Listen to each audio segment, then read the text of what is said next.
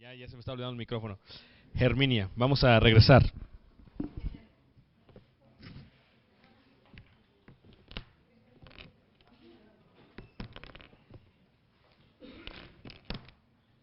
Leíamos en Nehemías 8:8 y decíamos que dar sentido ponía sentido a lo que decían. Por ejemplo, cuando los judíos estuvieron en cautividad, fueron llevados a una tierra en la cual no se hablaba el hebreo. Y en aquella tierra ellos empezaron a hablar como los medos persas. Y empezaron a hablar como los medos persas, pero hablaban hebreo. Y empezó a surgir un nuevo lenguaje. ¿Y sabían ustedes que muchos de los lenguajes que nacen son una mezcla de los lenguajes comunes de la tierra y de los lenguajes que se están imponiendo? Por ejemplo, nosotros también hay muchas palabras que son en náhuatl, ¿verdad? Por ejemplo, decimos Citlali, es una palabra que significa estrella en náhuatl. Entonces hay muchas palabras que decimos así. Cuando venimos de Estados Unidos, o cuando si ustedes tienen algún familiar en Estados Unidos que tiene hijos y vienen de allá para acá, pues los oyen hablar puro inglés y español y una mezcla de inglés y español, y ustedes ya habla uno de los dos, ¿qué pasa? Y es que lo que pasa es que es difícil porque ellos están viviendo en un mundo en inglés y en la casa están en un mundo en español y después lo empiezan a mezclar. Y los hebreos literalmente pasaron por eso, y esa mezcla del hebreo con los medos persas surgió el lenguaje arameo. Y el arameo es esa mezcla, es un lenguaje nuevo. Es hebreo y medo persa, una mezcla total. Y en los tiempos del Señor Jesús, el lenguaje que hablaban era arameo. Era una mezcla. Entonces, eso es lo que suele suceder con los lenguajes. Ahora, después vienen los griegos, o perdón, antes de Jesús, ¿verdad? Viene griego, Alejandro el Magno, un hombre griego, y parte de su filosofía era gobernar todo el mundo, pero cuando él llegaba a un lugar, lo primero que establecía era el lenguaje, y querían que en todo lugar se hablara griego. Por eso el Nuevo Testamento está escrito en griego, porque ya para el tiempo que se escribe, ya ha pasado Alejandro el Magno y luego vienen los romanos, pero ya el griego predomina en aquellos tiempos. Ahorita hay muchas palabras que son transliteradas del inglés al español y a veces ni nos damos cuenta. decimos por ejemplo, Kleenex, ¿verdad? Son, ¿verdad? Que realmente son pañuelos, ¿verdad? Desechables. Pero Kleenex es la marca, y ya Kleenex se le conoce como eso. Hay cosas transliteradas como, por ejemplo, el Google, le dicen aquí, ¿verdad? Google, nosotros le decimos Google, Google. Entonces son palabras transliteradas que ya, ¿verdad? Entonces lo dicen así, el Facebook, si lo quieres traducir correctamente sería el libro cara. Face, cara, book, libro, cara, pero no sé, igual. Súbelas al Face, ¿verdad? El inbox, son palabras transliteradas. Son palabras que van haciendo eso. Y cuando había griego, había palabras que ganaban terreno. Y eran utilizadas no solamente en la Biblia, pero en otros lugares. Por ejemplo, la palabra hermenéutica, ¿verdad? La utilizaron los griegos para darle un nombre a Hermes, que para los griegos venía de la mitología y era el heraldo de los dioses. Y dice a quien se le atribuía la invención de los medios más elementales de la comunicación, en particular el lenguaje y la escritura. Hermes, una vez más, hermenéutica o hermenia, es la palabra interpretar en griego. Pero los griegos, ellos no creían en un dios, ellos ellos no creían en un solo dios, no eran monoteístas, eran politeístas, creían en muchos dioses y a cada dios le daban ellos su nombre. Entonces uno de los nombres que le dieron a uno de ellos era Hermes, y decían que era el heraldo de los dioses. de la palabra germenia o hermenéutica. Entonces, es interesante ello porque de ahí luego se toma esta palabra para cuando deciden traducir, dicen germenia, como quien, como Hermes. Pero se utiliza la palabra sin querer y es parte de lo que sucede. Como los días nosotros. O sea, los días son, por ejemplo, cuando dices lunes es de la luna, martes es de Marte, miércoles es de Mercurio, etcétera, etcétera, etcétera. Entonces, todo esto nosotros ya los usamos inconscientemente, pero así se utilizaba en aquellos tiempos. Usamos la palabra cesárea, ¿no? Dices, pues cesárea, me hicieron cesárea, pero porque fue inventada por los romanos y por César. Y César, todo lo que a ellos hacían, querían que le pusieran César o cesárea. De ahí viene la palabra cesárea. Entonces son detalles que no vemos, pero que tienen muchos años y mucho tiempo y así muchas cosas que utilizamos el día de hoy, que son transliteradas o que vienen de la traducción y que se escucha mejor así, ¿no? Y que así se hace. Por ejemplo, computadora pues es realmente en español es ordenador, pero le decimos computadora. Entonces en inglés es computer. Entonces son palabras que se van así es lo que pasa con la hermenéutica. Entonces, una vez más, hermenéutica, el término griego es explicar, interpretar, exponer, eso es lo que significa. Eso es lo que vamos a hacer con hermenéutica. Vamos a exponer, vamos a explicar y vamos a interpretar. Por ejemplo, una de las más grandes bendiciones que ustedes le pueden dar a sus hijos es que los hagan, ¿cómo se dice cuando una persona solamente habla un idioma? ¿Ah? Monolingüe, nada más uno mono, no del mono del chango, pero mono es de uno, monolingüe es un idioma, y luego bilingüe es ¿cuántos? Dos, trilingüe, eso muy bien. Entonces, una de las más bendiciones que tú le puedes dar a tu hijo es que sepan más de un idioma, porque cuando saben más de un idioma, piensan en más de un idioma, y eso es muy bueno. Por ejemplo, en Europa, la mayoría de los ciudadanos europeos hablan mínimo 3 idiomas. Inglés, español o francés o italiano, o sea, hablan muchos. Entonces, ¿cómo le decimos allá a los norteamericanos, a los güeros, a los blancos? Le decimos, ¿cómo se dice una persona cuando habla 3 idiomas? Pues trilingüe. Y 2 idiomas bilingüe. Y un idioma, pues norteamericano, porque ustedes nada más quieren hablar inglés. ¿Me entiendes? Entonces, eso pasa muchas veces con el anglosajón, con ellos. Y nosotros debemos de enseñar a nuestros hijos eso. Ahora, aquí está el secreto. Si quisiéramos ser excelentes intérpretes de la Biblia, sería hermoso que tratásemos de aprender los lenguajes de la Biblia. Es otro reto, ¿no? Porque, por ejemplo, ahorita en Israel solamente se habla hebreo, pero no es el hebreo antiguo, es el hebreo moderno. Pero sería hermoso, porque entenderías muchas cosas. O el griego, ¿verdad? Entenderías muchas cosas.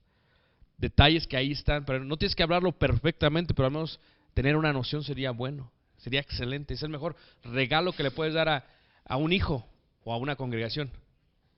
Que de pronto, yo apenas a los hermanos les enseñé un himno en español y en hebreo, que ha sido cantado por siglos en sinagogas, ¿verdad? Y les decía lo que significaba cada uno. Entonces, como estuvimos orando mucho por Shadi, pues de ahí me vino la idea de enseñar este himno, ¿verdad? Porque el himno empieza en el Shaddai, ¿verdad? Y empezamos cantando en hebreo, ¿verdad? El Shaddai, el Elioni Adonai, ¿verdad?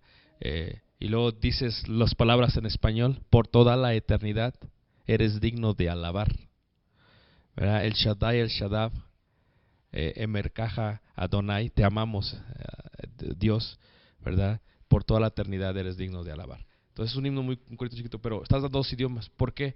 Porque cuando una persona, mi esposa que tiene una especialidad en el bilingüe, cuando una persona sabe 2 idiomas, piensa mucho mejor.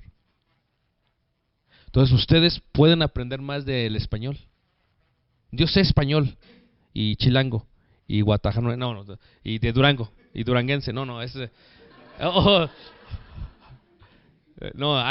bueno. Reta tu mente a que sepan más de un idioma. Reta tu mente. Es bueno. Fíjate que en el lenguaje, en las traducciones, enriqueces tu vida mucho. Imagínense ustedes, hablábamos con el hermano, le decía que regresamos de Cuba, pero aunque hablamos español, ahí hablan con otros términos.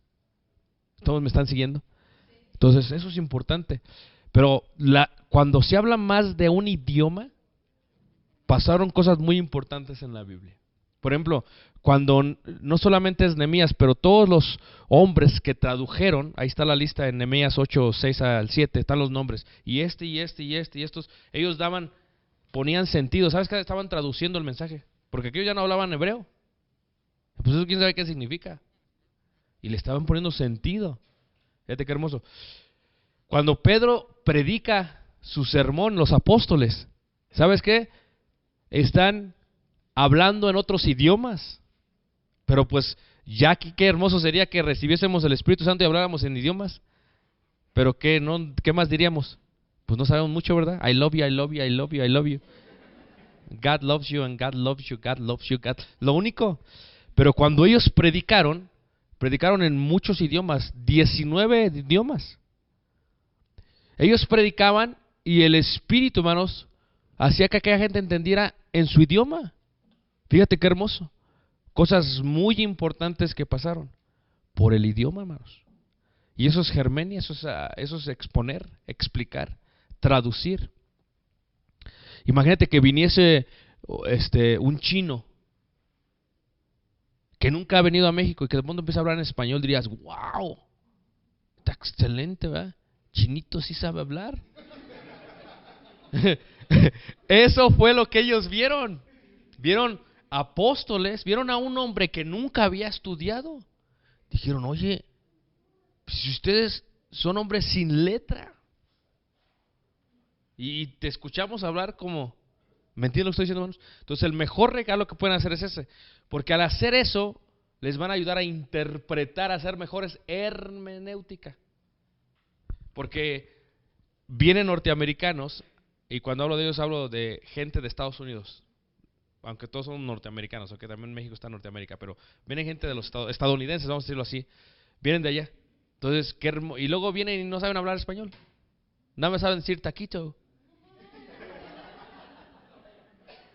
y Coca-Cola, pero eso es transliterada también. Entonces, ¿qué sucede? Imagínense, si tus hijos fuesen bilingües, podrían ir a hacer misiones a Estados Unidos. ¿No sería precioso? Y es posible. Así que le pueden regalar eso a sus hijos y dicen, no, es que a mí ya no se me queda nada, ya. Trátale. Allá los hispanos que van, le digo a los hermanos, ¿cómo vas a aprender inglés si llegas y la música en español, las novelas en español, las noticias en español? Pues no, ¿qué? ¿Vives en México? No, ándale en inglés. A todo añádale ición y ya hablas inglés. Communication, transportation, predication. No es así, ¿verdad? Pero ¿sabes qué pasaba en ellos? Ellos podían germenia porque sabían más de un idioma.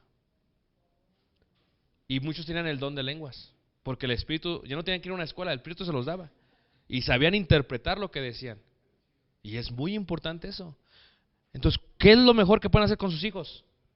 Denles más de un idioma. Dices, hermano, pero es que dale más de un idioma. Aprenden bien rápido. Mi hijo, puro español habla, hermanos. Por eso habla bien español. Es más, le digo, hermano, que vayamos aquí al cine porque allá no le entienden las películas. Entonces es bueno porque cuando yo quiero hablar con mi esposa le hablo en inglés y él no sabe ni qué estamos hablando. Ya empieza a entender. Ahora, ¿por qué estamos haciendo eso con él? Porque no queremos que él crezca y olvide su español. Y luego venga y no sepa ni hablar con la gente. Queremos que hable bien el español y luego que hable bien el inglés. Y luego, aparte, vamos a tratar de impulsarlo a que aprenda otro idioma. ¿Por qué? Para que él pueda servir más en el reino de Dios, hermanos. Esa es la idea, o sea, puede servir más en el reino de Dios. Mucho más, en gran manera. Entonces, mi invitación a ustedes es que para hacer buenos hermenéuticas, germenia, tienes que esforzarte mucho. Es que, hermano, yo ya tengo 40 años y pues no creo que pueda. Pero a los 40 años se fue Moisés de Egipto. No, es que ya tengo 80 años. Pues a los 80 años sacó al pueblo de Dios. Y es que ya tengo 120. No, no es cierto, no tengo. Entonces, ¿qué estoy diciendo con esto? Que eso es importante para eso. Hay que estudiar, hermanos, hay que estudiar, hay que estudiar, hay que estudiar, hay que estudiar, hay que estudiar. Siempre, siempre, siempre, siempre. Esto lo estoy dando como ejemplo, estoy dando sentido a lo que estoy diciendo para esta palabra hermenéutica. Yo me acuerdo cuando yo era más pequeño, aquí estamos muy influenciados por los estadounidenses y su música. Entonces cuando yo era pequeño, pues no era cristiano, cuando era pequeño, pues yo me metía al baño y cantaba en inglés. Y lo único que cantaba bien era la parte final. Love you. Y eso lo cantaba bien bonito. ¿Sí me entienden? Entonces, pero cuando aprendo inglés, hermano, y entiendo lo que uno canta, fíjate qué distinto, hermano. Se siente uno hasta como que, wow. Así debe de ser. Eso es Germenia, darle sentido. Darle sentido a la Biblia. Así a veces nosotros estamos leyendo la Biblia como cuando yo me tomaba el baño y cantando en inglés. Ni sabemos, ¿verdad? Pero ahí andamos que no, que I love you. Pero ya cuando te llenas de la palabra de Dios y haces una interpretación correcta, dices, wow, mira lo que tanto que he predicado esto y ni lo entendía. Ni lo entendía. Y a veces hay maestros que enseñan lo que no entienden, hermanos. Enseñan lo que no entienden, lo que dice la escritura. Dice, no lo entienden, dice. No pueden llegar al conocimiento de la verdad, dice. Andan siempre y no lo llegan. ¿Por qué? Porque no lo entienden. ¿Por qué? Porque si uno se cree saberlo ya no vas a seguir. Ya lo sé, ¿para qué sigo?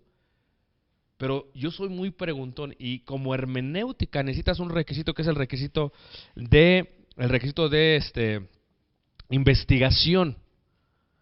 Es un requisito muy interesante, investigar. ¿Qué quiere decir eso? Que vas a investigar, si hay algo que no te queda claro, lo vas a investigar. Porque cuando aprendes algo bien, no se te olvida. Y tienes que tener un espíritu de investigación. Voy a buscar. Y puede ser que en esta búsqueda dures 3, 4 horas. Pero una vez que lo sepas bien, se va a quedar ahí y lo vas a exponer mejor. ¿Cuántos de nosotros no hemos expuesto algo que no entendemos? Y cuando haces eso, te sientes mal tú, porque si en la audiencia hay alguien que sabe. ¿Sí me entiendes?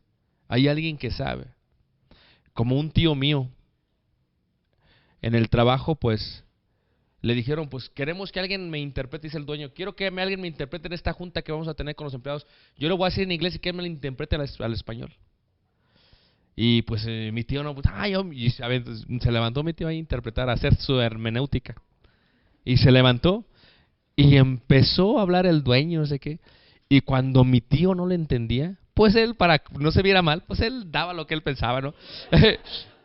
Y había gente que sabía. Y qué feo, mano. La gente que sabía le estaba haciendo. Y el dueño lo veía como que, si estás diciendo lo que estoy diciendo, ¿verdad? Yes. ¿Me entiendes? Entonces, eso es hermenéutica. Dios te habla en inglés. Es un ejemplo, ¿ok? Dios te habla en inglés y tú lo estás traduciendo al español para ellos. Pero si hay alguien abajo que está haciendo... Y si la palabra es para redarguir, tienes que convencerlos, pero tiene que ser ética la investigación que hiciste. Para que después cuando quieran ir en contra, explicárselos. No es que usted dijo esto, hermano, vamos a ver. Y si uno falla, tiene que ser humilde. Recuérdenlos. No, pues, tiene razón, hermanos. Hermanos, ¿saben qué? El día de ayer dije esto y creo que me equivoqué. Disculpen en el nombre del Señor. Vamos a corregir esta.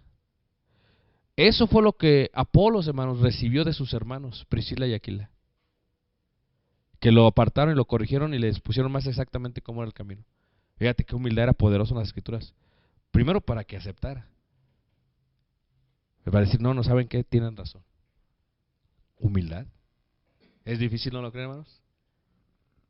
Porque a veces les digo que queremos, no es que nosotros estamos bien y yo así ya lo enseñé, no voy a echarme para atrás. No. Porque no es que tú te eches para atrás, es que te quieres salvar y salvar a los que te oyeren. Esa es la clave, hermanos. La clave es eso. Entonces, de ahí viene la idea de la palabra hermenéutica. Ya les había dado yo algunos versículos. Por ejemplo, les doy otros versículos también en Juan 1:38. Dice ahí, Juan 1:38, el Evangelio de Juan 1:38 dice así. Germenia, Juan 1:38 dice así. Y volviéndose Jesús y viendo que le seguían, les dijo, ¿qué buscáis? Ellos le dijeron, Rabí, Rabí, que traducido es ¿qué? O sea que Germenia, que traducido es ¿qué? Maestro. Eso es lo que significa, hermanos. La Biblia tiene mucha hermenéutica, nada más que lo traducen como que traducido es. Que traducido es. Y aquí vamos a hacer unos ejemplos de hermenéutica, hermanos, en las próximas clases, Y van a ver cómo es que a veces lo que nos enseñaron, lo que pensamos, vamos a decir, no, es que así yo ya estaba.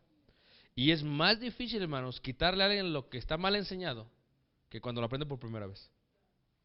Porque ellos ya lo recibieron, ellos ya lo hicieron así, eso es su mundo. No, es que los judíos eran así, dicen. Los judíos eran así. Jesús tenía el pelo largo y así lo vi yo en el refri, y así fue Jesús.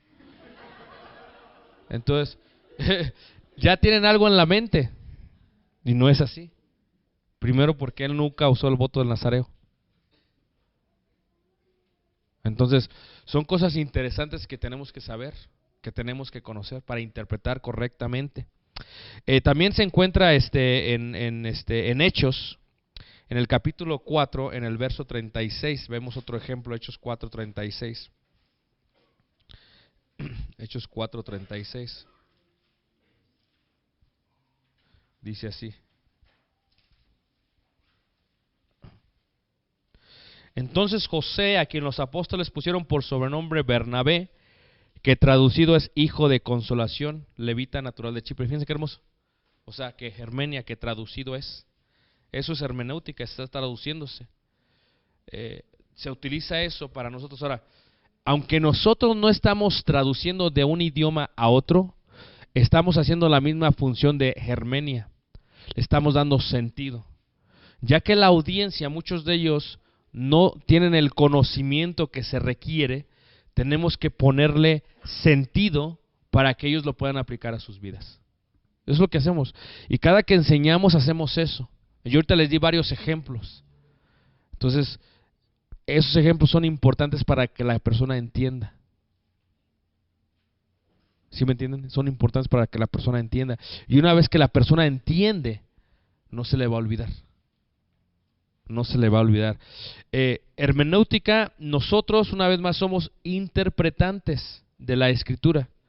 Ten cuidado de ti mismo, de los que te oyeren, y de la doctrina, perdón. Persiste en ello, pues haciendo esto sabrás a ti mismo y a los que te oyeren. Esto es, ten cuidado de ti mismo.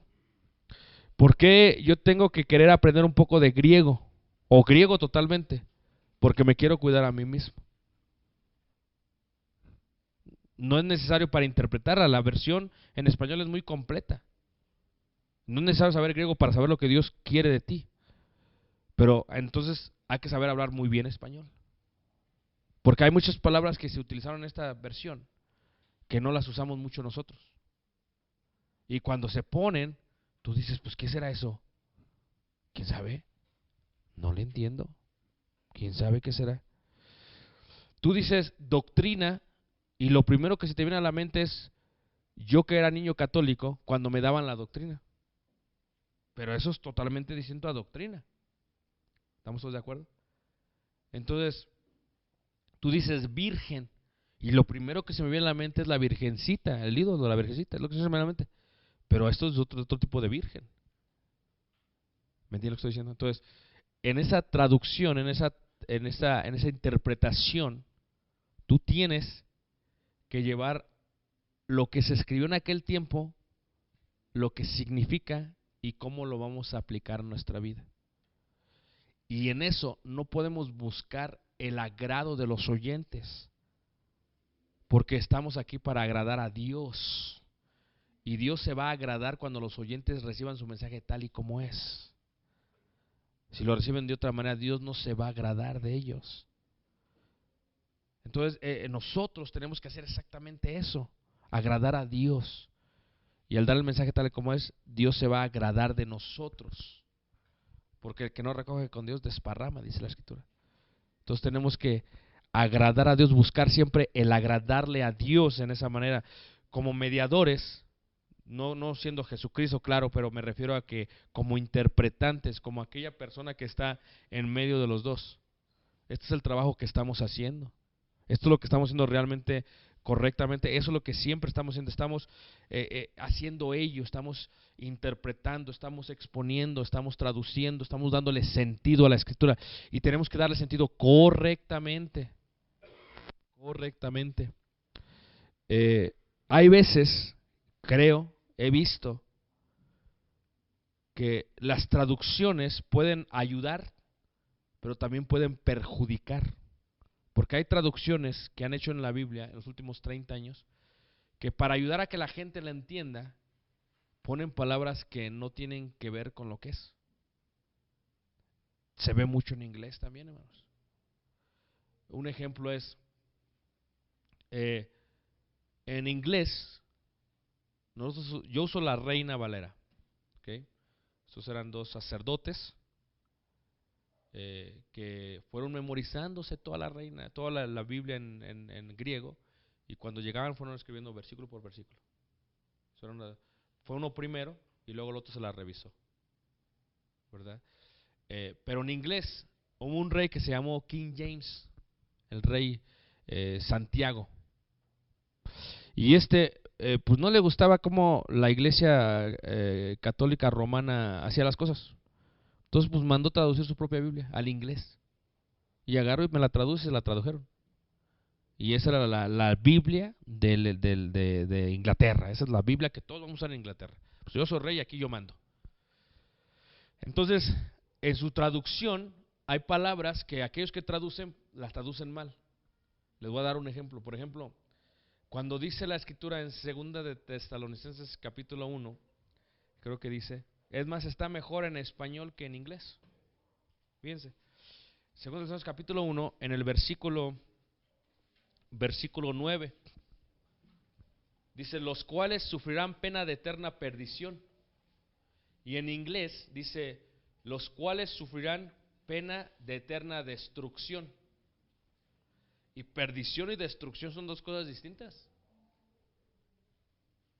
Porque destrucción, hermanos, es desaparecer. Entonces, si esto tú se lo dices a un testigo, pues se pone bien contento. Porque desapareció a la gente. Pero no es destrucción, es perdición. Es perder eternamente. Es como cuando pierde un equipo de fútbol, no voy a decir quién va, pero pierde un equipo de fútbol. Y luego en su estadio. Y luego con uno que acaba de subir a la segunda división. Todos me están entendiendo, ¿verdad? Aquí creo que hay muchos de los míos. Bueno, entonces pierde, ¿verdad? ¿Y qué pasa? Entonces, pues se siente bien feo perder. Se siente feo, hermano, se siente feo. Pero hay que saber perder. Entonces, imagínate tener ese sentimiento de pérdida toda la eternidad. ¿Eso es lo que va a pasar? Vas a perder por toda la eternidad. Es increíble, ¿no lo creen? Sentir ese sentimiento de pérdida, de que nunca voy a poder, o sea, pudiéndolo arreglar, pudiendo resolverlo, pudiendo haber hecho, no lo hice. O sea, es un avergonzamiento total contigo mismo. Cuando uno se equivoca, uno es más duro con uno que ves que Dios con uno. Y no se perdona cuando Dios ya te perdonó. Entonces, es esa perdición, pero destrucción, imagínate, destruir es eliminar. Pues si tú lo lees en inglés, pues aquí van a ser todos destruidos y se puede llegar a una interpretación incorrecta con una palabra. Entonces, eso es muy importante. Por eso, viendo la Escritura, estas próximas clases lo que vamos a ver es lo siguiente, que es muy importante. Ya que lo que estamos interpretando es la palabra de Dios, y la palabra de Dios es la Escritura, porque lo que vamos a interpretar es la palabra de Dios. Dios habla en su palabra, entonces la palabra de Dios vamos a interpretar. ¿Ok? La palabra. ¿Verdad?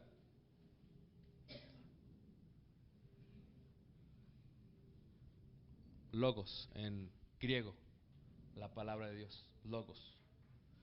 Entonces, lo que vamos, por eso Cuando decimos teología, es logos, teólogo. Dios, teo, logo. Palabra de Dios, estamos estudiando a Dios. O angiología, logia. Vamos a hablar del estudio de los ángeles. Escatología, el estudio de lo último. Demonología, el estudio de los demonios. Arqueología, el estudio de los hombres o de la tierra. Así, biología y todo lo demás siempre tienen logos, logía. Entonces, si vamos a estudiar la palabra de Dios, tenemos que saber la palabra de Dios, lo que vamos a estudiar tenemos que saberlo. Entonces tenemos que saber qué es la palabra de Dios. Entonces por eso quiero comenzar con eso. Porque si vamos a interpretar la palabra de Dios, tenemos que saber lo que estamos interpretando. Cómo se separa la Biblia, quién escribió la Biblia, y eso es importante. Porque si no sabemos eso, pues en el primero nos van a detener. ¿Me entienden lo que estoy diciendo? La escritura, 2 Pedro 1:20 dice esto: entendiendo primero esto, que ninguna profecía de la escritura es de interpretación privada, porque nunca la profecía fue traída por voluntad humana, sino que, ahí dice la escritura algo muy interesante, dice, sino que los santos hombres de Dios hablaron siendo inspirados por el Espíritu Santo. La palabra de Dios es inspirada por Dios, y los santos hombres hablaron por parte de Dios. Toda la escritura es inspirada por Dios y útil para enseñar, redarguir, corregir e instruir en justicia. O sea que esto que vamos a ver es eso. La escritura es palabra de Dios. Y lo tienes que saber. Si no crees en la escritura, ¿cómo vas a interpretar en algo que no crees? Esto es importante. Ahora, quiero, y no sé si ustedes han visto esta clase, pero esto es vamos a decirle que es características de la escritura, no sé si se la han visto. Entonces, estamos en la página número 5, en el asunto número 2, la escritura e inspiración de Dios. Los escritores, o sea, denme el nombre de un escritor. Moisés. ¿Y qué escribió Moisés? A ver, ¿quién dijo Moisés? Pentateuco. A ver, muy bien. Pero ¿qué significa Pentateuco? 5 penta, ¿eh? 5 rollos. Pentateuco, muy bien. Entonces 5 rollos. Ahora sí. ¿Qué significa? Y luego, ¿qué significa? Y fíjate, éxodo en inglés es exit. Y es éxodo. Mejor le van puesto salidas, ¿va? Pero pusieron éxodo, porque también es éxodo en español es salida. Tercero. ¿Y qué significa? Pues números. Censo, muy bien. Cuando contaron al pueblo, vamos a ver cuántos tenemos, como aquí cuando hacen el censo. Allá en Estados Unidos lo hacen, pero todos los indocumentados pues nos escondemos. No va a haber problema, ¿no? Cuando les decimos que hay 45 viviendo aquí. No, que nada más hay 2, diles que hay 2. Hicieron un censo para ver cuánta gente tenían. ¿Cuánta gente? Y número 4, hermana. Levíticos. ¿Y qué significa Levíticos? Algo de ley. La ley dada a los levitas que eran sacerdotes. ¿Y número 5? ¿Y significa? Muy bien, repetición de la... ¿Ven la hermana bien inteligente? ¿Será esposa de predicador? Ahí está la clave, ¿no? Si no aprende la esposa, órale, pues no te vas a ver mal, hija. Haga bien las cosas, porque si no van a decir, oye, ¿el buen juez empieza por su casa? Le iba a preguntar a mi esposa, pero no se vale. Entonces, Moisés, entonces lo que quiero que vean aquí, les he dado datos interesantes. El primero es el escritor, el segundo es lo que escribe y el tercero es cuál era su profesión o lo que hacía. Ahí ven, 1, Moisés, Pentateuco, y él era príncipe. ¿Por qué era príncipe? Ándale, la adoptó la hija del faraón. O sea que esta era realeza, aunque no era realeza, pero era realeza, porque en adopción era realeza. Muy bien, era pastor, eso fue por su profesión, era pastor y era líder, hermanos. ¿Es la realidad? Ese era Moisés. El segundo, Josué. Josué. ¿Y qué significa? ¿Cómo se dice Josué en hebreo? Yeshua. ¿Y Yeshua qué significa? Sí, bueno, Yeshua significa Jesús, pero ya Jesús es la palabra transliterada, como no podíamos decir Yeshua, decían Jesus, Jesus, Jesus, Jesus, Jesus, ¿cómo? Y luego vio a alguien y Jesús. ¿De veras? Así fue como fue, hermanos. Así fue como fue. Como, por ejemplo, Santiago. Santiago. ¿Saben qué es Santiago? ¿O saben quién es Santiago? Jacobo. Pero fíjate Santiago. Jacobo. Santi, de santo. Kiobo, Santiago. Son dos palabras. Santo Jacobo, en latín. Santiago. Y se translitera. Y ahora decimos Santiago. Pero es Jacobo. ¿Realmente que es Jacobo? Se transliteró. Hay palabras que hicieron. Josué es Yeshua, que significa Él salvará. Él salvará. Por eso cuando entra Jesús, ustedes saben que Jericó se encuentra después de la región del desierto de Judea. Y ahí fue donde fue tentado el Señor Jesús, en esa región. Y Jesús, Yeshua, cuando viene un hombre muy pequeño de estatura. No era de Oaxaca. ¿Ah, no, no era de Chiapas. No era de Guatemala. Era pequeño, ¿qué? Estatura. Pero aún los franceses son pequeños de estatura, hermano. Napoleón, ¿qué? Y la grandeza, decía él, se mide, ¿qué? De la cabeza al cielo. Eso decía él, hermano. Pero eso es lo que decía él, pero la palabra de Dios dice diferente, ¿eh? Pero ¿por qué estoy diciendo eso, hermano? Se subió a un árbol. ¿Cómo se llamaba el árbol? Y luego cuando se subió, dice que Jesús lo vio. Qué hermoso sintió, ¿eh? Cuando por primera vez alguien lo ve de abajo hacia arriba. Siempre lo veían así. Y ahora Jesús lo ve así.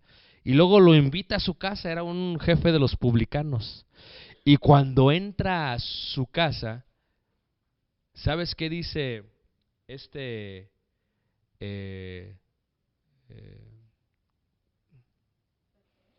Zaqueo? Dice en arameo. Escucha en arameo, pero dice Yeshua,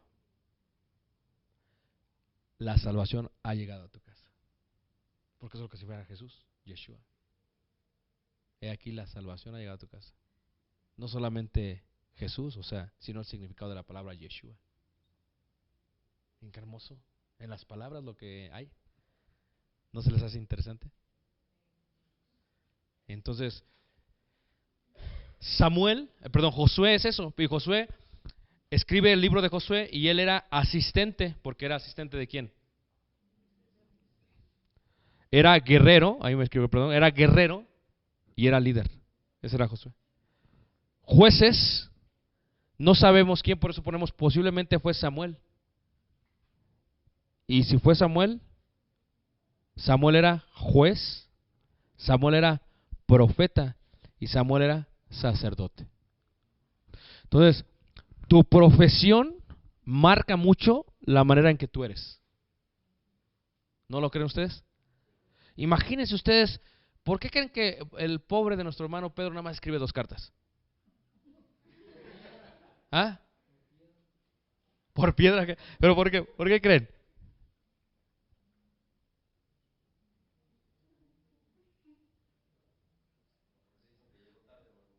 Llegó tarde. Miren, su nivel académico no es el nivel académico de Pablo. ¿Qué era Pedro? Pescador.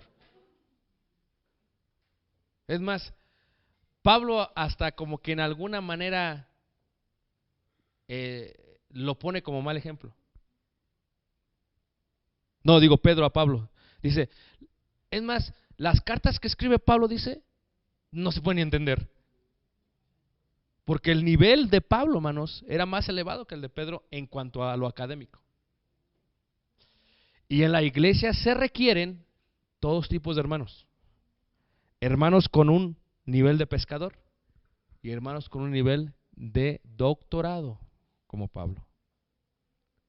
Porque cuando uno está predicando el evangelio y vienen 100 doctores y luego pasa un pescador, no hombre, vámonos muchachos. Porque ellos quieren magistrados, eruditos. ¿Me entienden lo que estoy diciendo? A gente que les habla de su idioma, aunque es el mismo español. Pero luego si tienes 100 pescadores y viene un doctor, pues ¿le entendiste? No sé ni de qué habla, parece político. ¿Me entiendes? Entonces, ¿qué es lo que se requiere? En la viña del Señor se requiere todo. Pablos, Pedros. Ahora, ¿quién es el que escribe la historia de la iglesia? Lucas. ¿Y qué es Lucas, hermano? Médico, doctor. Pues lo bueno que no tenemos lo que escribió así como porque no lo hubieras entendido, ¿verdad? Porque los médicos no se entienden nada. Pero los médicos son muy estructurados, muy ordenados y muy educados. Entonces, es más, un médico a veces tú vas a la cita y te empiezan a explicar con sus términos. Mira, es que esto y esto y todo, y tú te quedas. Dice, ok, le voy a explicar. ¿Ah? Le vamos a cortar esto así y esto lo que... Ah, pues es que hábleme bien, doctor. Pues, háblame en español. Dice, pues te estoy hablando en español. Pero son muy estructurados. Porque imagínate que un doctor te opere y se revuelva. Y hay muchos que se revuelven, dejan hasta las pinzas adentro. Pero que te opere, imagínate, voy a dar la historia de la iglesia y voy a decir, ok, cuando llegó Pablo ¿verdad? A la isla y luego no, y luego que Silas y luego los apóstoles recibieron el Espíritu Santo, pues ¿qué pasó? ¿Está todo al revés? No, como te escribí, Teófilo, ahí va otra vez. Dice, y bien ordenado. Y eso es lo que recibimos nosotros de un doctor. Porque realmente, si lo hubiera escrito Pablo, hermanos, también nos hubiéramos mareado con Pablo. Porque Pablo, como que cuando escribe, quién sabe qué está diciendo. A veces, ¿de qué estás hablando, Pablo? No te entiendo, ¿qué pasó? ¿Nunca les ha pasado así? De pronto, ¿qué pasó aquí, Pablo? ¿Por qué te fuiste y luego que te regresaste y que el tercer cielo? Y no sé. Pues, ¿qué pasó, Pablo? Explícamelo mejor. Y cuando lees Pedro, qué fácil es. Hubieras escrito como Pedro, Pablo. Pero de los escritores bíblicos se requieren todas las profesiones. En el caso de Samuel, él era profeta, era juez, era sacerdote. Ruth, no sabemos quién, posiblemente lo escribe Samuel. Primer libro de Samuel, pues lo escribe Samuel, ¿verdad? Segundo libro de Samuel, no sabemos, es desconocido. Primero y segundo libro de Reyes, esta parte es desconocido, posiblemente es Jeremías, y si es Jeremías, pues era profeta. Crónicas, Esdras, y Esdras era escriba y maestro. Y saben que un escriba era muy bueno para escribir, hermanos. Escribía a la perfección. ¿Nunca les ha pasado cuando alguien escribe y parece que están escribiendo como así como los egipcios ni le entienden lo que escriben? ¿Nunca les ha pasado? Y luego hay gente que tiene una letra bien bonita, hermanos. Dices, enséñame a escribir, escribes bien bonito. Y a veces la escriben letra cursiva bien bonita, ¿a poco no? Parece hasta de molde, como de computadora. Y pues los escribas era lo que hacían todos los días, hermano. Era lo que hacían todos los días. Ese era Esdras, era maestro también. Nehemías, bueno, era copero, pues como que no lo fue también, ¿verdad? Pero copero, pues imagínate, él arriesgaba su vida cada que comía el rey. ¿De veras? Él cada que comía el rey arriesgaba su vida. Y pues él era, ahora sí como que decimos nosotros, el ratón del laboratorio. Porque si se moría, pues no comía el rey. Y el rey se conseguía otro copero. Entonces él agarraba y pues cuántas veces, como Fidel Castro es el que más han querido matar y no lo pueden matar. Cuando estuvimos en la isla de Cuba, ni los cubanos saben ni dónde vive. Dicen, a lo mejor ya se murió, dice. No saben dónde vive, porque lo han querido matar. Muchas veces lo han querido matar. Y los reyes de aquellos tiempos lo querían matar también. Ustedes saben que el rey Herodes el Grande, el que construyó el templo otra vez, que para ganarse el favor del pueblo, construyó Masada, construyó Cesarea de Filipo, Cesarea Marítima, Construyó por todos los palacios hermosos. Y cuando sabe que lo quieren destituir, aún a Jesús lo quiere matar. No, que van a ser el rey, ¿no? Y mandó matar a todos. Y esos escaparon para Egipto, ¿se acuerdan ustedes? Él mató hasta a sus hijos. Llegó un momento que ni de sus hijos confiaba. Ese es el tipo de desconfianza que había en él. Entonces, los reyes así, Nehemías era copero, era constructor y era gobernador. Entonces, cuando uno tiene un cierto trabajo, hermanos, tiene una perspectiva diferente y distinta de las cosas. Y en la iglesia necesitamos todo eso. Y cuando Dios, imagínense ustedes, hermanos, Dios escoge a los escritores de la Biblia, porque Dios los escogió, escoge de todos los tipos de profesiones. ¿Para qué? Para que el doctor le hable a los doctores. Porque si hubieran sido puros pescadores, el doctor habría dicho, no, yo no quiero. No, espérame, aquí había un doctor como tú que eres doctor. Léelo, el libro de Lucas. Lee el libro de Hechos. Ah, de veras. Y te vas a sentir hasta identificado. Nosotros nos sentimos a veces identificados con ciertos escritores. O decimos, me gusta más este libro. ¿Por qué? Nos identificamos. Aunque todo fue inspirado por Dios. Tenemos, por ejemplo, también ahí perdón, se me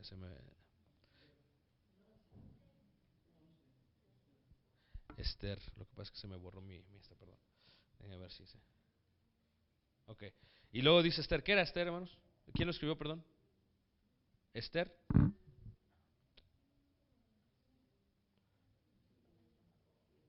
Posiblemente. ¿Sabe quién era Mardoqueo? Pues quién sabe, dicen. ¿Quién era, hermanos? Muy bien, era su papá adoptivo. ¿Y qué era lo que él era? Oficial judío. Posiblemente fue Esdras, posiblemente fue Nehemías. Nosotros no sabemos. Son posibilidades nada más. Y no sabemos porque muchos escritores cuando comienzan dan su nombre. Pablo dice yo Pablo, apóstol, entonces, bueno, pues fue Pablo. Pero a veces dice yo Pablo y al último dice, bueno, este fue el que me la escribió, pero yo doy mi final firma.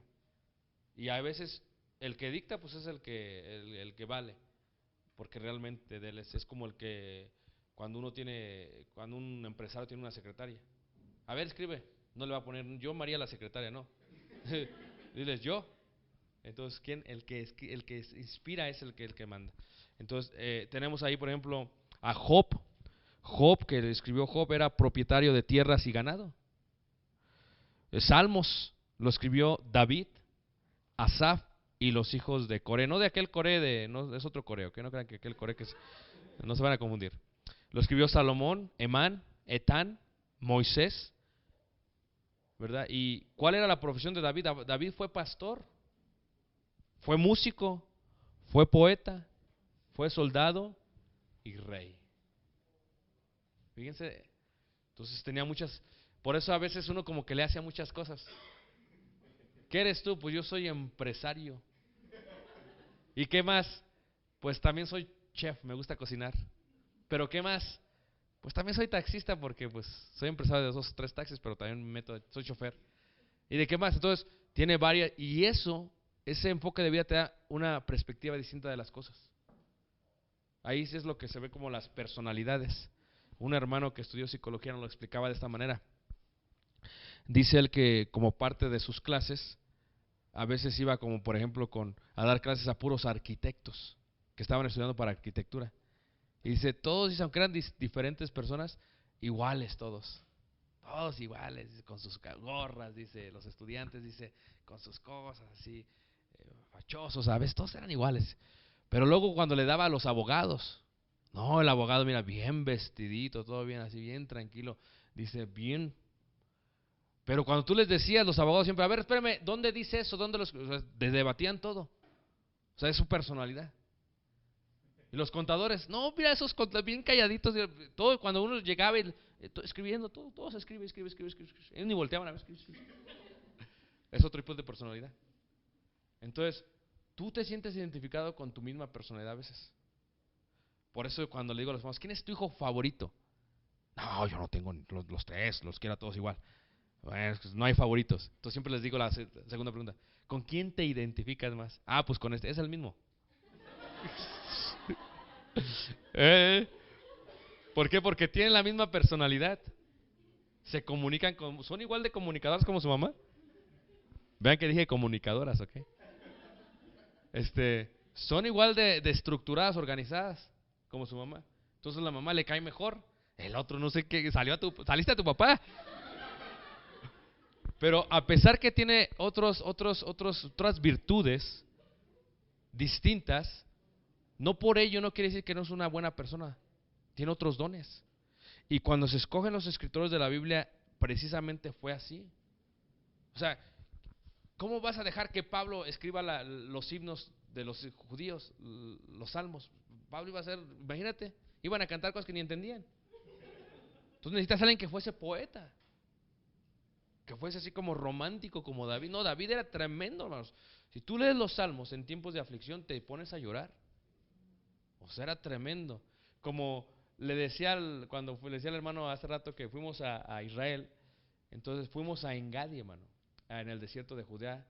Engadi significa el manantial en Gadi de la cabra, en hebreo, es lo que significa. Engadi es el manantial de la cabra. Entonces fuimos ahí, caminamos, hermano, más de 40 grados, creo, está calientísimo en el desierto y caminamos arriba. Es un desierto. Y hay un manantial de agua natural, agua fresca, fría. Caminamos ahí, vénganse, ¿quién quiere ir? Vamos. Y los hermanos fuimos con el grupo que íbamos. Y los llevamos y llegamos al manantial de Engadi ahí. Y le dije a los hermanos, ¿sabían ustedes que aquí se ocultó David de Saúl? Y aquí fue donde escribió la mayoría de sus salmos. Y nos sentamos y empezamos a cantar salmos, hermanos. Oh, bien especial, hermano. Entonces, cuando uno hace eso, hablábamos de exégesis, hermano, uno puede narrar mejor todo. Porque en el desierto, por ejemplo, cuando es de noche, no creas que es como aquí se va haciendo poquito de noche. No, allá de un minuto a otro está oscuro y no hay luces, está oscuro, hermanos. Ves y de pronto ya no ves nada. Y los climas y el clima es radical. Está bien caliente y de pronto bien frío, hermano. Así es el desierto. ¿Me entiendes lo que estoy diciendo? Entonces, imagínate cuando David, hermanos, en una noche fría, ¿verdad? O de pronto David vio un ciervo que fue a esos manantiales posiblemente y que vio que con el calor este ciervo estaba totalmente sediento y estaba buscando dónde tomar y no podía tomar el lugar bien. Y entonces imagínate, y luego empieza a escribir: como el ciervo con sed busca el río, oh Dios mío, te busco a ti. Eso es narrar. Entonces, ¿qué estás haciendo? Lo que él vio lo escribió y lo aplicó, es poesía. Pero ahora vamos a voltear. Si lo hubiera escrito Lucas.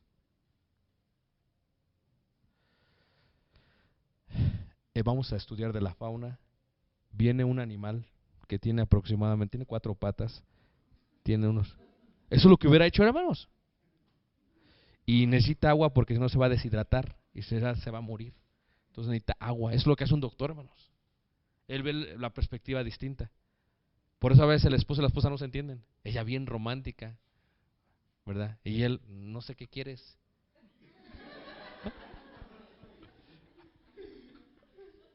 ¿Ya has visto eso? Ella, ¿y por qué lloras? Ni te dije nada. Pues por eso llora, porque no dijiste nada. O a veces ves a un hombre y el hombre, porque los hombres somos bien diferentes a las mujeres. ¿Sí se fijan? Bien distintos que somos, hermanos. Entonces yo le digo a los hermanos que los hombres, ¿se dan cuenta que somos como un buró en la cabeza, con varios cajones? Eso es lo que somos. Somos un buró con varios cajones. Y los hombres tenemos un cajón de nada. No hay nada. Entonces, nosotros cuando pensamos, estamos pensando en un cajón a la vez. Las mujeres tienen conectados todos los cajones. ¿Me entiendes? Entonces la mujer le dice al hombre: ¿qué tienes? Nada. ¿Está en ese cajón él? ¿Qué estás pensando? Nada. Un hombre puede estar nada. ¿Qué tienes? Nada. ¿Qué piensas? Nada. ¿Qué eres? Nada. Y la mujer no entiende al hombre porque la mujer tiene todo conectado. O sea, el cajón de la nada la tiene conectado con el cajón de las familias y luego con el cajón de las flores y luego con la cocina. Todo conectado. Y cuando le afecta algo, le afecta a todo, hermanos. Y se ponen a llorar por eso. No te hice nada, por eso estoy llorando. Entonces, David era un hombre que era un poeta por excelencia, hermanos. Tremendo, era un hombre. Entonces, luego tenemos de David, tenemos a Salomón, que era su hijo, pero era muy distinto a David, hermanos. Él era más como su filosofía, ¿verdad? Proverbio lo escribió Salomón, Agur, Lemuel, ¿verdad? Y ellos que todos eran reyes.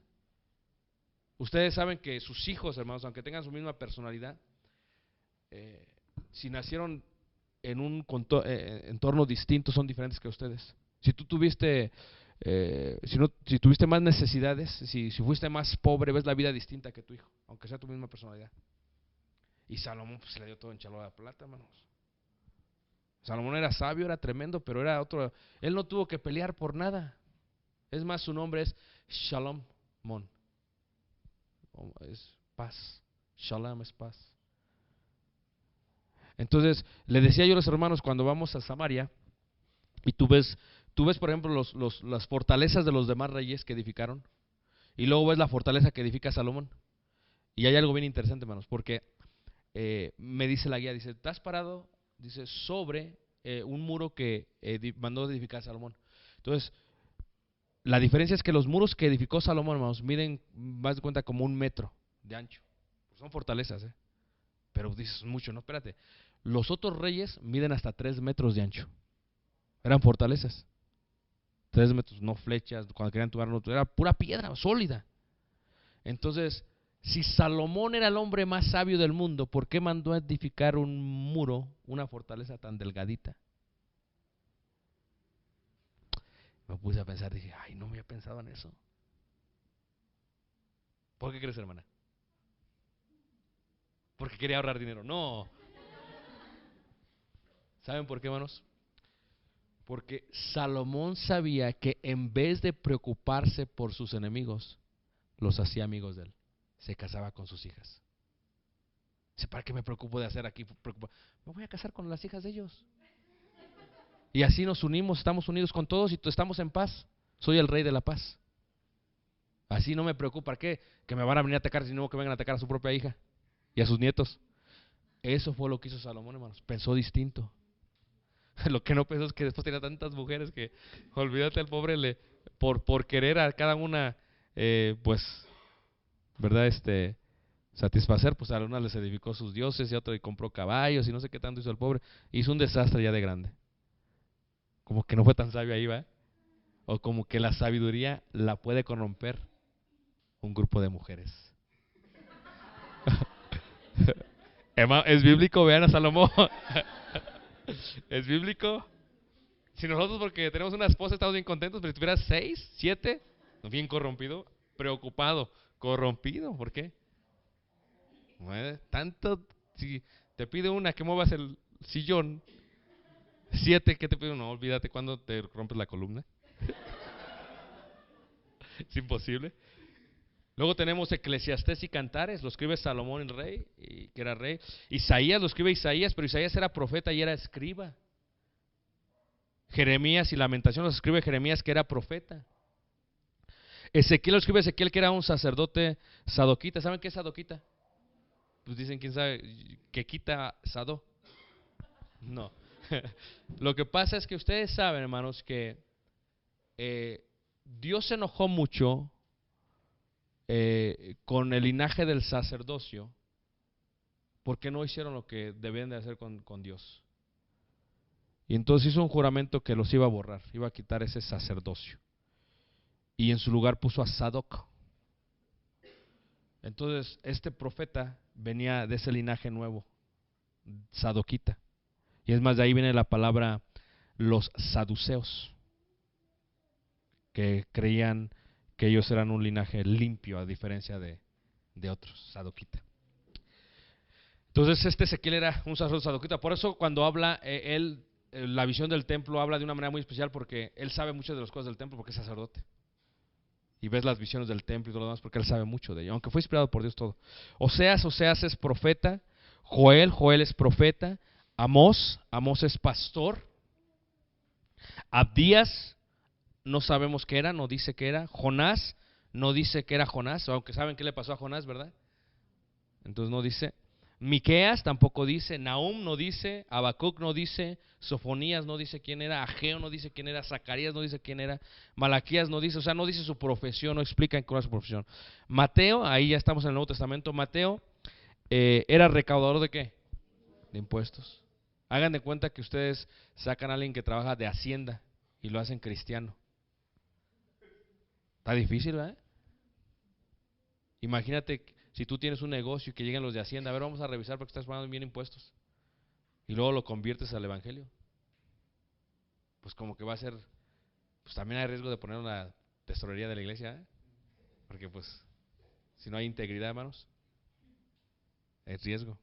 Pues Mateo era recaudador de impuestos, Marcos era hijo de una viuda rica. Lucas, una vez más, era médico e historiador, ahí está la clave. Me gusta mucho cómo empieza Lucas, porque Lucas empieza con estadísticas. En este tiempo, te da los años, te da las fechas, te da los lugares. Y otros no hacen eso. Y eso nos ayuda mucho a nosotros para determinar cuándo pasaron muchas cosas. Mateo es escrito para los judíos. Te das cuenta en varios lugares. Primero porque el original fue escrito en hebreo. En hebreo. Luego lo traducen al griego. Pero te das cuenta porque cuando empieza el linaje de Jesús en Mateo, ¿con quién empieza? Con Abraham. Y Mateo es el libro que más referencias tiene al Antiguo Testamento. Cuando tú ves en la escritura que las letras están así como itálicas, así como dobladitas, y que están en medio, que no están con los demás márgenes, es porque eso ya se había escrito en el Antiguo Testamento. Sí, por eso está así. Mateo es el que más referencias hace del Antiguo Testamento. ¿Por qué? Porque fue escrito para los judíos. Mateo es para los judíos. No que no podamos aplicarlo a nuestra vida, no que no podamos sacar enseñanzas, pero eso fue el enfoque.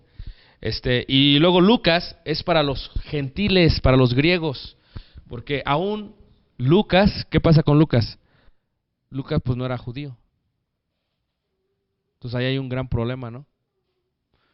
Entonces, pero lo que sí sabemos de Lucas, y esto es algo muy importante en cuanto a Lucas como médico e historiador, es que cuando él escribe está dando varios puntos de referencia muy importantes para la historia.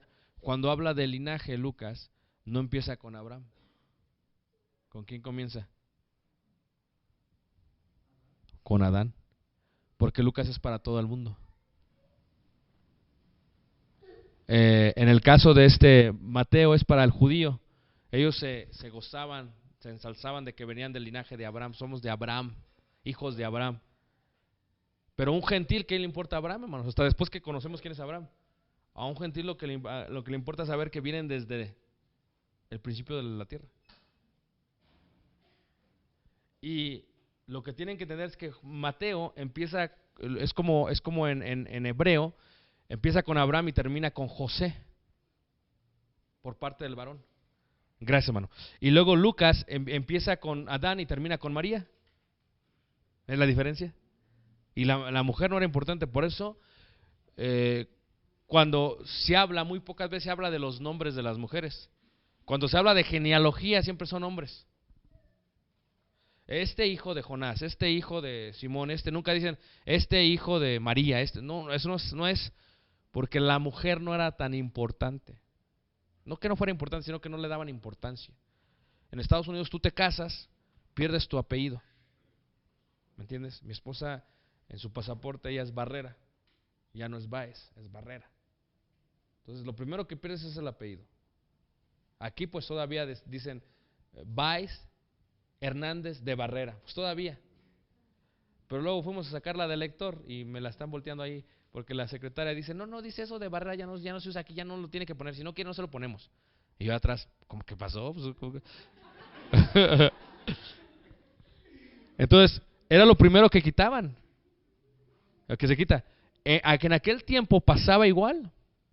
En aquel tiempo, lo que tienen que entender ustedes es que el hombre era importante. Por eso cuando se mencionan los hombres, hermanos, cuando dice la escritura que fueron bautizados como 3,000, está hablando de puros hombres. No habla de mujeres, porque el hombre es cabeza del hogar. Y si tenía un hijo que ya había pasado los 13 años, también se habla de ese. Por eso imagínense la bendición cuando el evangelio se abre al gentil y cuando se dice no hay varón ni hembra. Se llama a todas las mujeres, wow, siempre han sido importantes, pero el judío la había puesto en el suelo, hermanos. Por eso no se escribe mucho de ello, y por eso siempre todo tiene que ver con los hombres, aunque las mujeres saben que son importantísimas en la Biblia. Eva, ¿qué hizo Eva? No tiene muy buena reputación Eva, ¿verdad? Pero veamos unas mujeres, Abigail. Qué tremenda Abigail, ¿a poco no? Tenía un hombre tan malo, la verdad, era malo el hombre. Y ella era de buen entendimiento y era ¿qué? Hermosa, dice la escritura, de buen parecer. Y estaba con un hombre malo. Viene David, hermanos, y le pide algo a él de comida. Y él se enoja y los manda. Nabal dice, no, váyanse, y se enoja y los molesta y los manda mal. ¿Y a qué le van a decir a David? David se enoja de tanto que le ha cuidado sus tierras. Y David iba para matarlo, a ver cómo te va a ir. Iba para matarlo, lo iba a matar. Y su mujer, pues yo creo que muchas de ustedes han de haber dicho, gracias a Dios que viene David para que me lo mate, ¿no? Porque yo no lo podía. No, su mujer era de buen entendimiento. ¿Sabes qué hizo? Fue y lo encontró en el camino a David y le dice a David, David. Pocas palabras le convence que no lo mate a su esposo. A tal grado que David le dice, ok, está bien, no lo mata. Y es que David se sorprendió, o sea, imagínate. Y cualquier mujer debe aprender de eso. A veces nosotros como hombres somos bien malos. Malos, hermanos. Estamos feos y luego somos malos. Y nuestras esposas de buen parecer y de buen entendimiento, hermanos, qué hermoso, qué bendición de Dios. Pero a veces la mujer debe de aprender de Abigail, que aunque era malo, ella lo protegió, hermanas. Qué buena. No es de conflicto de intereses, hermano. Es una buena interpretación, Entonces, ¿qué pasa, hermanos? Porque les voy a decir por qué, les voy a decir a acabar. ¿Qué pasa? Luego Nabal se pone bien tomado, hermanos. Y se muere solo. Se murió. Fíjate, o sea, lo que nos enseña eso es que la justicia de Dios va a caer. No tienes tú que tomar venganza. No, porque a lo mejor una hermana de aquí, en vez de Abigail, no, pásale David, pásale, córrele. Ella no hizo eso, la detuvo. ¿Qué nos enseña? Que Dios es justo y no iba a dejar que esta injusticia pasara sobre ella. Se murió, mano. Ahora, ¿con quién creen que se casó David? Oye, ¿y a David era qué? Era hermoso, güero. Era un Brad Pitt, para que me entiendan. Estoy haciendo hermenéutica. Era buen parecer. Era poeta, hermanos. Imagínense, hermanas, era poeta. Y era valiente. Y la toma por mujer. ¿No creen que Dios es justo? Ahora, no pienses que vas a tener un David. El hermano me dijo en el año 2013 que yo esperara con tiempo y yo protegía a mi marido y nunca se murió. Y nunca llegó David, dice. Es más, hasta se le cayó el pelo a mi esposo. No se vale. ¿Por qué digo eso, hermanos? Porque eso sería una mala interpretación. Eso no es lo que nos dice la Biblia. Nos da un buen ejemplo de una mujer para que aprendamos de ella. Pero no está diciendo que a nosotros nos va a pasar exactamente igual que a ella. Posiblemente sí, pero posiblemente no. Lo que nos está diciendo es que Dios es justo. Y que mía es la venganza, dice el Señor. Yo daré el pago. Y así tenemos, los demás tenemos Hechos, lo escribe Lucas. Bueno, Juan, eso es interesante. Juan, el Evangelio de Juan lo escribe Juan, pero Si han leído ustedes Juan, es como muy diferente a los demás. Mucha teología, mucha profundidad. Es muy hermoso Juan, pero él era pescador. La diferencia es que Juan era hijo de gente que tenía dinero. Esa es la diferencia. Aunque era pescador, su padre era dueño tenía jornaleros, dice, o tenía trabajadores. Entonces eso le daba un nivel más alto de economía. Era un junior era hijo de papi, ¿no? Era un junior. Luego tenemos Pablo, que era fariseo y también era fabricador de tiendas. Pero Pablo, hermanos, Pablo era lo más educado en cuanto a los judíos. Era la parte más alta. Y así, por eso Pablo escribe casi la mayoría de las cartas del Nuevo Testamento. Porque tenía mucho conocimiento del Antiguo Testamento, mucho conocimiento. Y lo que me gusta de Dios es que lo toma y que lo manda a los gentiles. Porque hay una gran diferencia entre el judío y el gentil. El judío, cuando viene a Cristo, cuando viene a ser parte de la iglesia de Cristo, ya tiene una noción de lo que es santidad. El gentil no tiene ni idea, hermanos.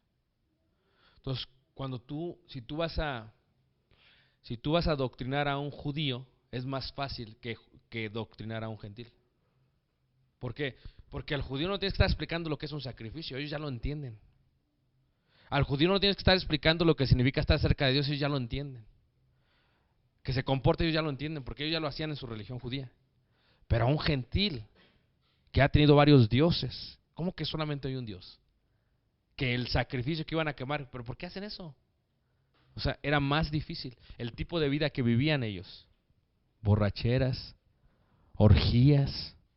O sea, era un nivel bien distinto. O sea, que de pronto dejaran todo eso, pues oye, es más difícil. Y el judío ya tenía una idea. ¿Sí ven la distinción? Y Pablo es el que es llamado a los gentiles. Es algo muy hermoso. Tenemos también a Hebreos, no sabemos quién lo escribe, posiblemente lo escribe Pablo, Lucas, posiblemente Bernabé. Algunos creen que fue Apolo, otros Silas, otros Felipe, Priscila, otros, no sabemos quién lo escribe. El lenguaje es muy distinto, no sabemos quién.